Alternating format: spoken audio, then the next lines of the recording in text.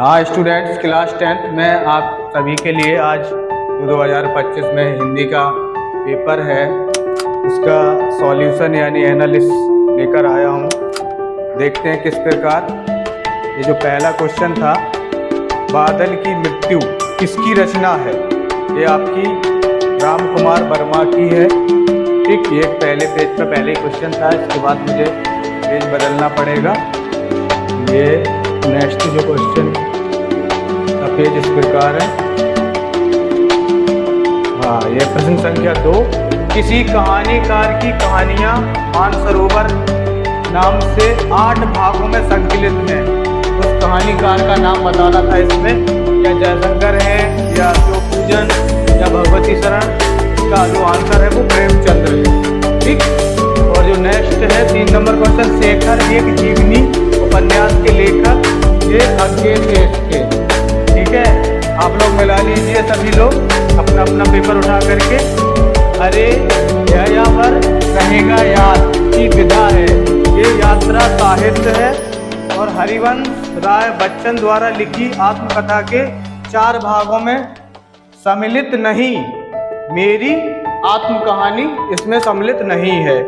रीतकाल की काव्य भाषा, ये ब्रजभाषा किसकी है? ब्रजभाषा है। रीतकाल की जो काव्य भाषा है उसको हम ब्रजभाषा कहते हैं। कवि भूषण की रचना नहीं है, वो रामचंद्र का। कवि भूषण की जो रचना नहीं है रामचंद्र का, बाकी ये सभी कवि भूषण की रचनाएं हैं। द्विवेदी युग नामकरण किस साहित्यकार के नाम के आधार पर किया गया? वो महावीर प्रसाद द्विवेदी के।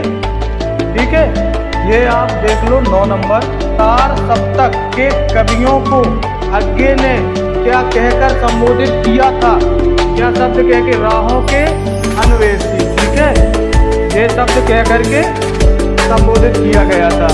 धूप के धान रचना किसकी है? ये आपकी है गिरजा कुमार माथुर की।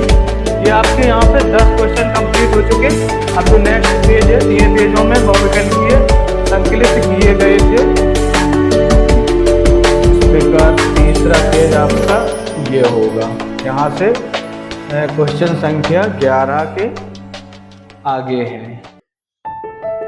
करुण रस का स्थायी भाव है। करुण रस का जो स्थायी भाव है वो शोक होता है।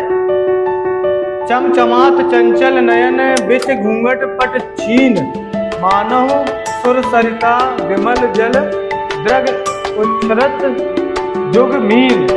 उपर्युक्त दोहे में अलंकार है, उत्प्रेक्ष अलंकार है। इसमें क्या है?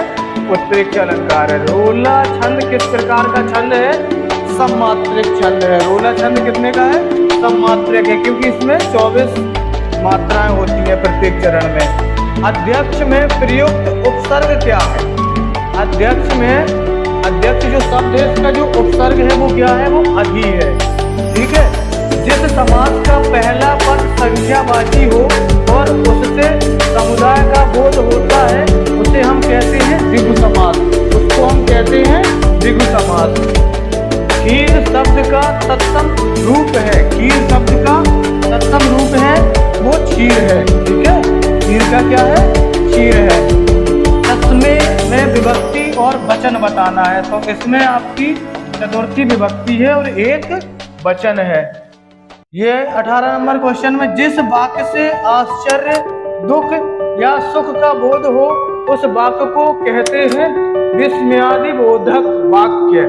ठीक, रोहन से चला नहीं जाता, इस वाक्य में कौन सा वाक्य है? ये आपका भाववाचक वाक्य है। कौन सा है?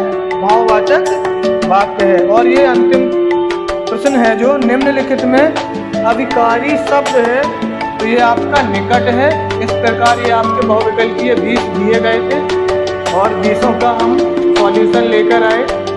और आप लोग लाइक शेयर सब्सक्राइब करना बिल्कुल ना भूलें। इतनी मेहनत से मैं आपके सामने वीडियो लाया ताकि आप लोग ये क्लियर कर सकें हमारे कितने सही हैं और कितने गलत हैं।